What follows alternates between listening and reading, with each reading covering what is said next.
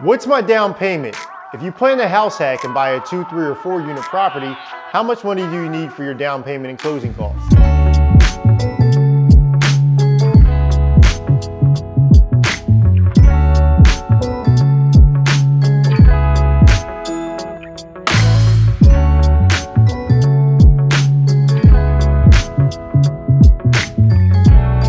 Let's talk about the minimum down payment that you need when you're buying a multi-unit property.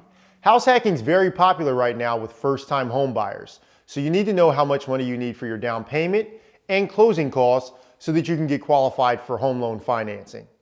There are two very popular programs when you're buying multi-unit properties. FHA is probably the most popular with first-time buyers. It requires a minimum 3.5% down payment.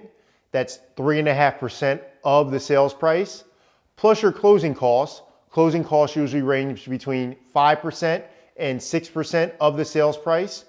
And if you're getting a 3 or 4 unit property, you also need to show that you have 3 months of reserves. That's 3 months of your principal and interest payment.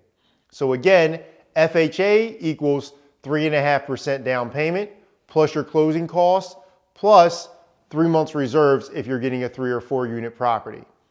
Another program which I love is Freddie Mac's Home Possible.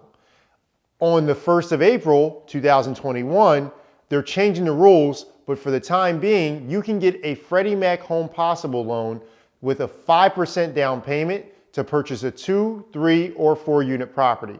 That means 5% of the sales price, another 5 to 6% of the sales price to cover your closing costs, and if you have strong credit, there is no reserves requirement.